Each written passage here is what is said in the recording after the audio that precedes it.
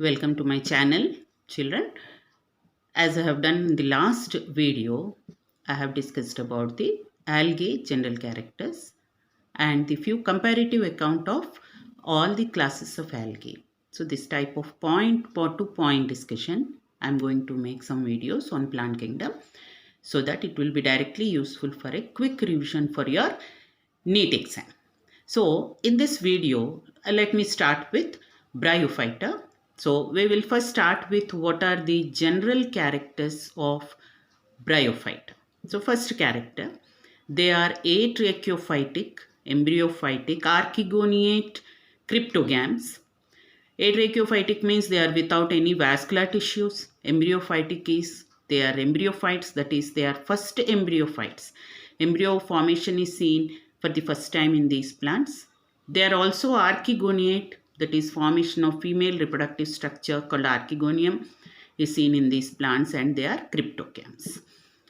Next point, they are first land plants. First land plants. They are developed for the first time on land. And they are also, since just in previous point we discussed, they are also first embryophytes and archegoniates. Now, next point, the term bryophyta was coined by Braun. The scientist Braun coined the term bryophyta. Next, the plants require water for their growth of gametophyte. Gametophyte requires water for its growth. And water is also required for fertilization, both for growth of the gametophyte as well as for fertilization. Therefore, these bryophytes are called as amphibians of plant kingdom. Amphibians. So, amphibians, what are the reasons? There are two reasons. One reason is the plants require water for the growth of gametophyte, and also they require for fertilization. So this you will get in either statement question or even a correct incorrect statement or any reasoning question you have to give. So why they are called amphibians? Because of these two reasons. Then next is they play important role in plant succession on bare rocks and soils. Plant succession. Meaning of plant succession is this is a important feature in the ecosystem. Ecosystem, how it develops. In plant succession, we find there will be a pioneer community. Pioneer community means which is just starting. It can start its life on any other substratum where previously the life has not existed. That is called prime pioneer, and this pioneer, after series of changes, it reaches the climax community. So these bryophytes, they can grow on bare rocks. That means they function as pioneers in plant succession. That is their ecological importance. Ecologically also these plants are important. Next feature is the dominant stage in life cycle is gametophyte. Gametophyte, which is the meaning of gametophyte is it is haploid in nature, and it produces gametes. That's why it is called as a gametophyte, which is the dominant phase. Now, the next point is gametophyte here is green, independent and photosynthetic structure. It is green, independent and photosynthetic structure. It may be thalloid. Thalloid means it is thallus-like. All of you know what is thallus. Thallus means a undifferentiated plant body which is not having any root, stem or leaf. Undifferentiated plant body, that is called as a thallus. So thalloid plant body is found in Rixia and Marchantia. Foliose means leaf-like. So leaf-like plant body is found in example Porella.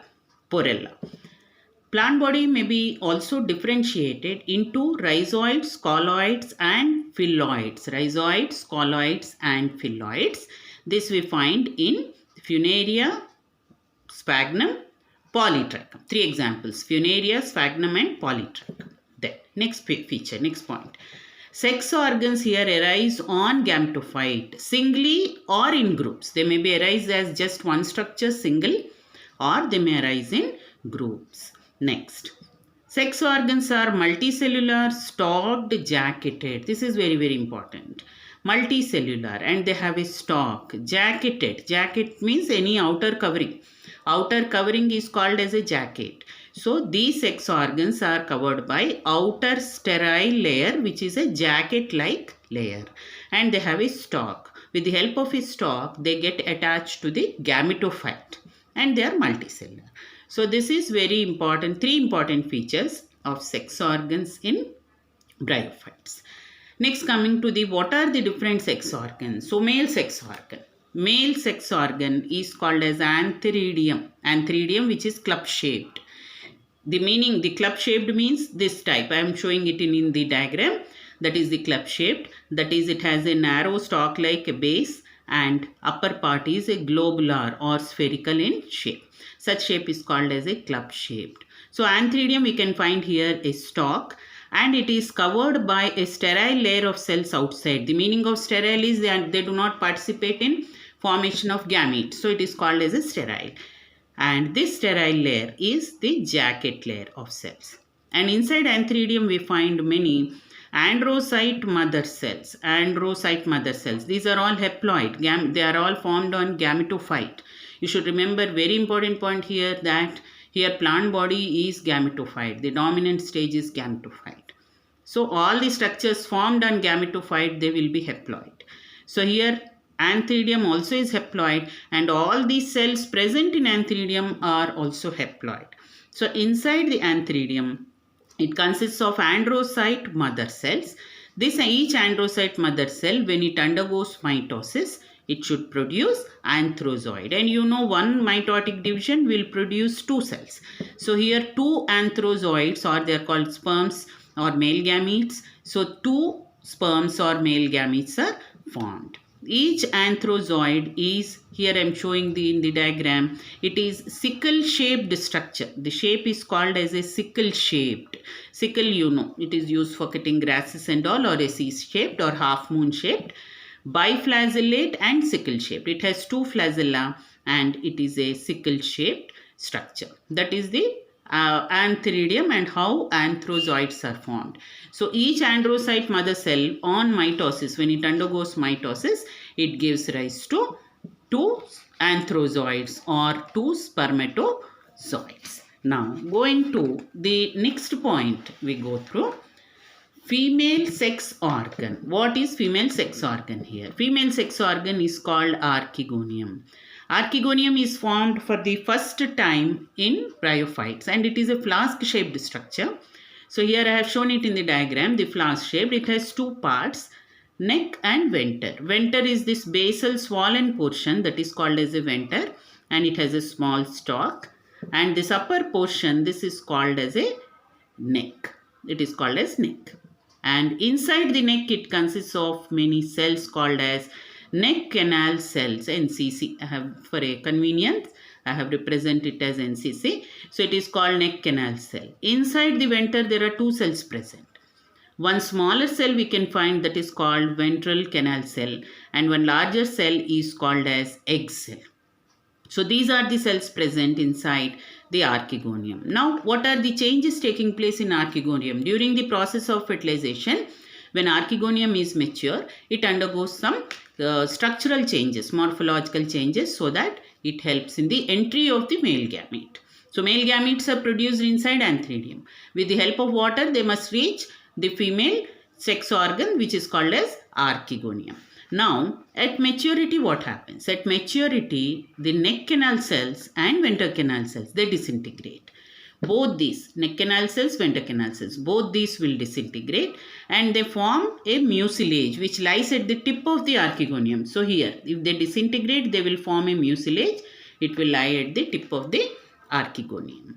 And this mucilage is rich in sugars. It consists of sugars. So these sugars help in attracting sperms. Sperms get attracted by these sugars. They consume this food material and then they enter into the neck. Now what is left in the venter? Only egg cell. So by consuming the sugars here, male gamete completely travels through the neck and reaches the egg cell. So this type of fertilization, it is called as a chemotactic type of fertilization. Chemotactic. Chemotactic means it is taking place with the help of sugars. So since it is taking place with the help of sugars, it is called as a chemotactic type of fertilization. So, and it is oogamous type also. The type of fusion is also called oogamous type, and it takes place in the winter. Earlier we discussed what is oogamous type. Oogamous is the male gamete is always motile and it is small, and the female gamete is large and stationary. It is large and stationary. So that is called as a oogamous type of fertilization. Now, next, zygote develops inside the venter, because fertilization is taking place inside the venter. So venter, you know, it is the swollen basal portion, and fertilization will take place inside the venter. And venter, after fertilization, when it says zygote develops, how will zygote will develop? Zygote will divide and it will form a embryo. Zygote will undergo a mitotic division and it forms embryo. And this venter, after formation of embryo, the venter forms a protective covering around the embryo. This protective covering around the embryo, which is formed by venter, that is called as a calyptra. So calyptra remains along with the embryo and it forms a protective covering. The later embryo develops into sporophyte. Embryo will further differentiate and it develops into sporophyte. So now let us see how the sporophyte is formed. You know, the zygote will be the first cell of the sporophytic generation. It will be the first cell. So embryo develops into sporophyte, and the sporophyte is a complete parasite in case of liverworts. So now what is the meaning of complete parasite? A complete parasite means which completely depends on the gametophyte. Here sporophyte will completely depend on the gametophyte for both food as well as for support. So it is called as a complete parasite, like for example in liverworts. Incomplete parasite, like in hornworts and mosses. Liverworts, hornworts, mosses, these are the three classes of bryophytes.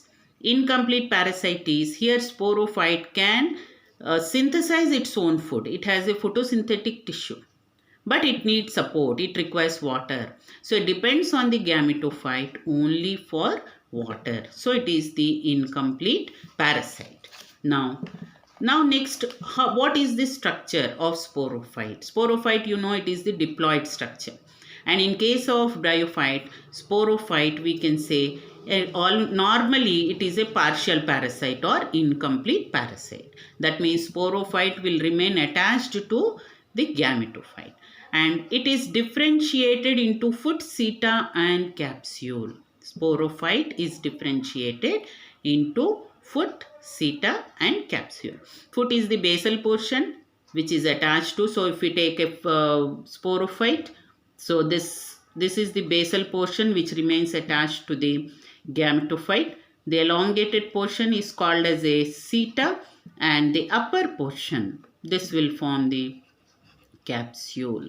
So these, with the help of the foot, it remains attached to gametophyte and it gets water from the gametophyte. Now, what is the spore producing region here? Sporophyte, we know it is differentiated into these three. And the spore producing region here is the capsule. Capsule mainly produces spores because it consists of many spore mother cell. So you know, spore mother cell will be a diploid cell. And you know, if a diploid cell divides by meiosis, it forms 4 haploid cells. So each spore mother cell will form 4 haploid spores. And all spores are of same kind. So bryophytes are all called homosporous. That means spores will be of same size, same function, all are of same type. So it is called as a homosporous. Now lastly, in general characters, bryophytes show haplontic life cycle. Their life cycle is haplontic because dominant phase here is a haploid phase. So at the end of this chapter, we'll be discussing about what are different types of life cycles also. Now next about what is classification of bryophytes. Rothmüller classified bryophytes into three classes. They are called as liverworts, that is Hepaticopsida, hornworts, Anthoceratopsida, and mosses, Bryopsida. So Hepaticopsida, Anthoceratopsida, and Bryopsida. Commonly these are called liverworts, hornworts, and mosses. These are the three different classes of bryophytes. So liverworts, hornworts, and mosses. Now let us see a comparative account of these three classes of bryophytes. So when we discuss this table, I definitely feel it should help all the students who are appearing for the NEET. So you can directly read from this or make your own table. Now that NEET is postponed, you have a sufficient time also. So spend sufficient time to revise whatever difficult topics you have, children. Okay, now coming to this, the three classes: liverworts, hornworts, mosses. So liverworts, if we take habitat. So different points here we'll be comparing. Habitat means where they grow. So what is habitat? Mostly shady places. So this we find in all the three. In all the three, mostly they grow in shady and damp localities. Now if we take the habit, what is the habit? Habit, in case of liverworts, we find a thalloid. Thalloid means thallus-like structure. I think all of you know what is a thallus-like structure, that is undifferentiated plant body. Examples here are Rixia and Marchantia. Foliose means which shows leaf-like structure. Example is Porella. Porella is a foliose structure. So thallus structure in this way, leaf-like arranged normally in two rows. In case of Porella, we find a leaf-like. Now in case of hornworts, we find same thalloid structure, like for example in Anthoceros, thallus-like. Then in mosses we find a well-developed gametophyte. We find in mosses. So in general, suppose you get a question, we can take gametophyte is well developed in bryophytes compared to all other classes. Gametophyte is well developed. Even other kingdom also, like we pteridophytes or in gymnosperms, angiosperms, comparing with all these also, the gametophyte is well developed in bryophytes. Now in case of mosses, gametophyte consists of two stages. The first stage is called as protonema stage. Protonema is a filamentous branched juvenile ephemeral. So how do you describe these four words? Filament-like. Filament-like is elongated with cells arranged one above the other, and it is branched. Branches are present. Juvenile. Juvenile means very mature structure, that is juvenile. Ephemeral. Ephemeral means short-lived. It lives only for some time and it reproduces and gives rise to the next stage, which is more dominant stage, that is called as a gametophore.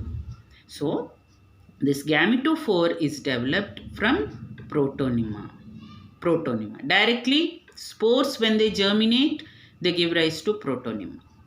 In the sporophyte we discussed, the sporophyte will produce spores, and these are haploid spores. These haploid spores will germinate and they form first stage, that is protonema.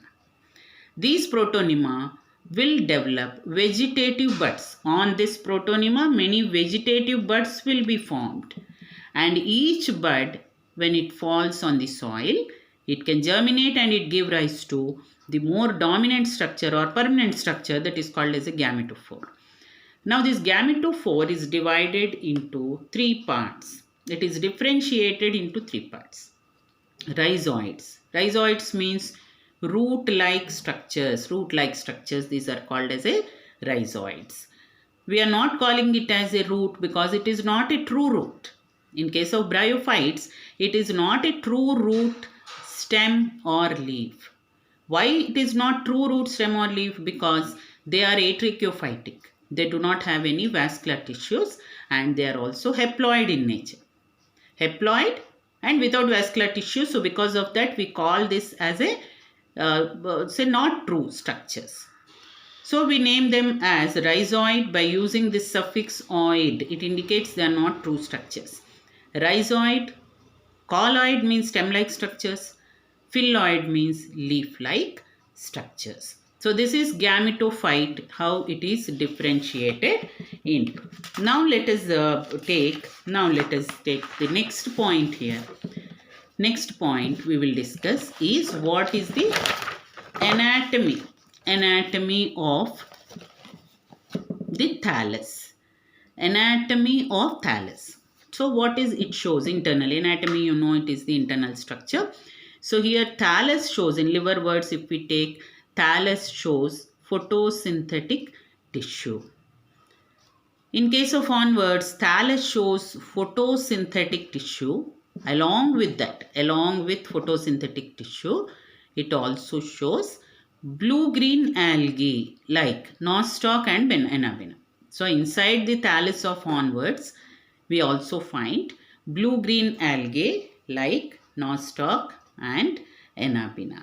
So you know this nostoc and Enabina, they help in nitrogen fixation.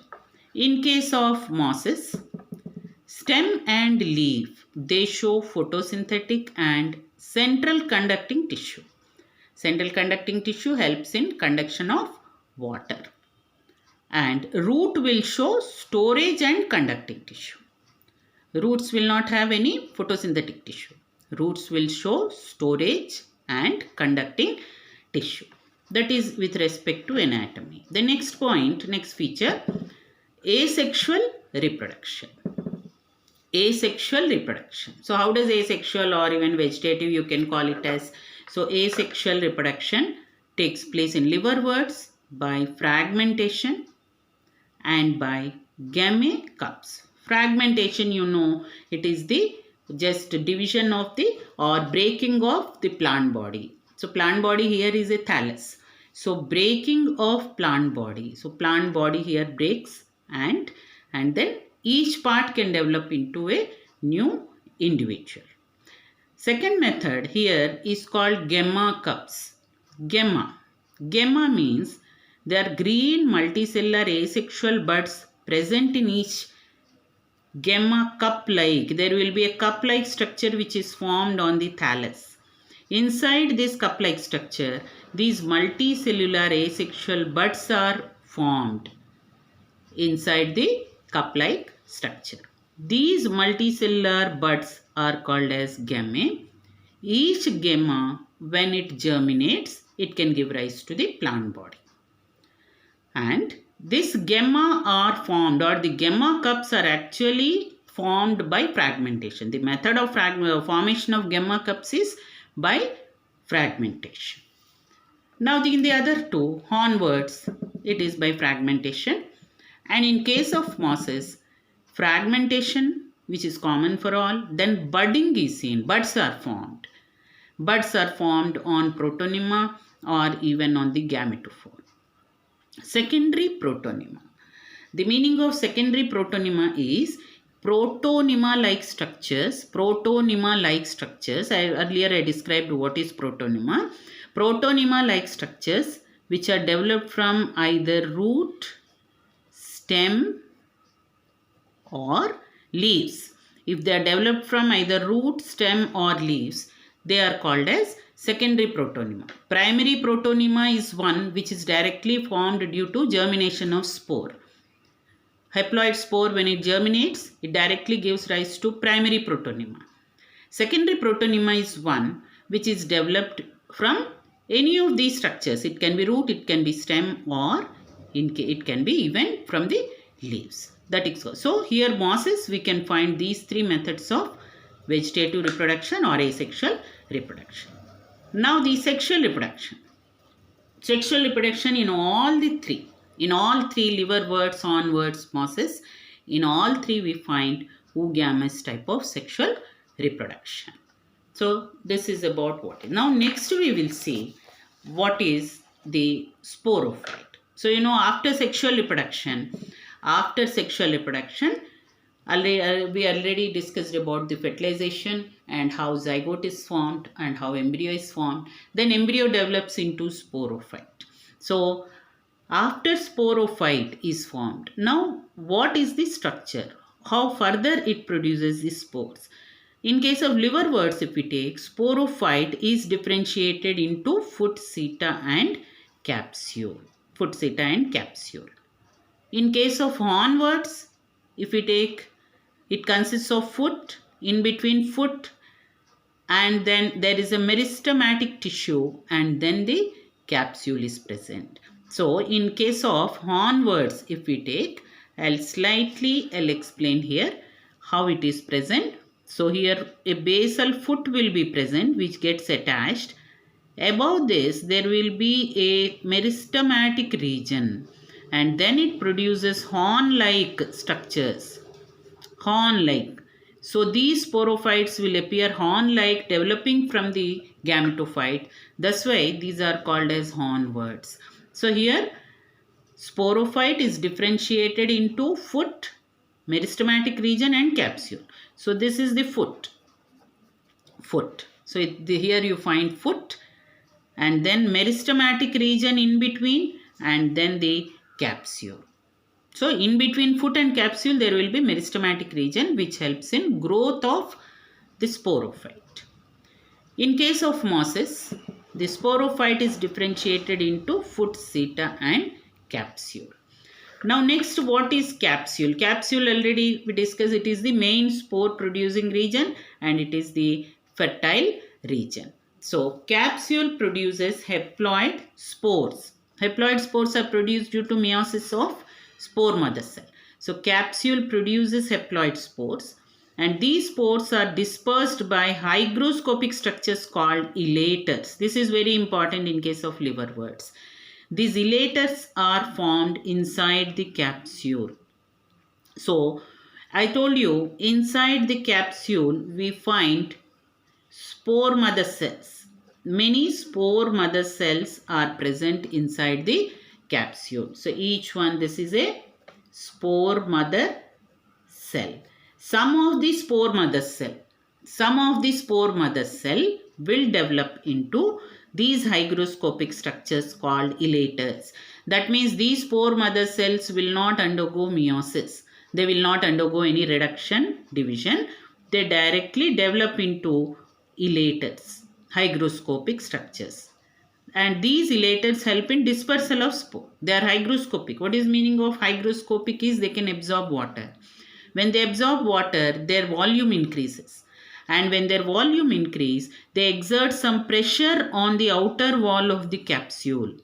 And the capsule wall breaks, releasing all the spores. That's why elaters help in dispersal of spores. And in case of hornworts, also, they almost similar like elaters. They are called pseudoelaters because the wall thickening of the cell wall is slightly different between these two.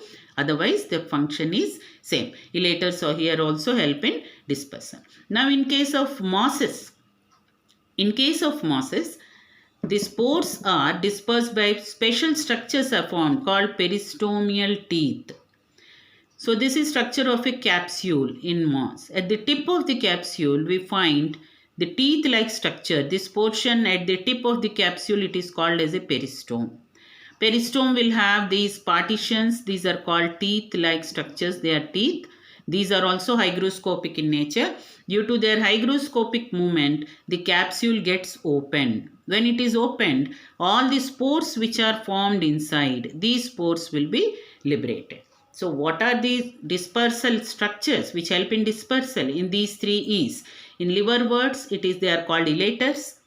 In hornworts, they are called pseudoelaters. And in case of mosses, they are called as peristome or peristomial teeth. Now, lastly, the examples here. Examples. What are all examples you have to remember in these three classes? In case of liverworts, Rixia, Marchantia, Porella. Try to remember these three examples. RMP if you remember. Rixia, Marchantia, Porella. Anthoceros, Notothyllos. In case of onwards, two examples, Anthoceros and Notothyllos. And in case of mosses, three examples, Funaria, Polytrichum and Sphagnum. Funaria, Polytrichum, Sphagnum. So this is the comparative account of the three classes. So when you prepare, children, when you prepare this, you have to write it while studying it. Since now that fortunately you got more time also, so concentrate more on biology part, more on examples, all of you, so that you can improve much better. And the given target marks for biology for all of you should be not less than 300 in any case. It should reach up to maximum up to 350 to 360. So prepare accordingly. Next, last one, some other important examples I have listed down. This you can note it down. So some noteworthy bryophytes. First one, smallest bryophyte, Zoophis argentea, Largest bryophyte, Dawsonia, largest bryophyte. Fire moss or cod moss, that is Funaria. Funaria is commonly called as either fire moss or cod moss. Hairy cap moss, Polytrichum. Peat moss or bog moss, Sphagnum. So these are all bryophytes with their common names. Now some other interesting names I am going to give you.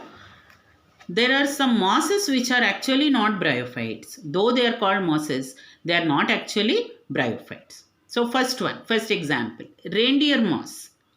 Cladonia rangiferina. This is a lichen. Iceland moss, Citraria islandica, also a lichen. Citraria islandica, it's also a lichen, which is what is it commonly called? Iceland moss. Club moss, third one is club moss. Lycopodium, it is a pteridophyte. Spike moss, Selaginella, which is also a pteridophyte. Irish moss, Chondrus crispus, which is a red marine alga. This Chondrus crispus already we discussed, I mentioned in the algae. They can also yield a hydrocolloid called as carrageen. So these are some interesting examples. Though they are named as moss, they are actually not mosses. So with this, students, I conclude this topic. In my next video, you will find about pteridophytes, brief account of pteridophytes. So keep going through all the videos. And if you subscribe my videos, you are going to get all the notifications. So my future coming videos, my successive videos, I'll be discussing. My main target will be for NEET students. So point wise, I'll make it a discussion so that it will be very easy along with me. When I start doing, when you are watching the video, along with that, you keep revising also. Okay, children. Thank you very much.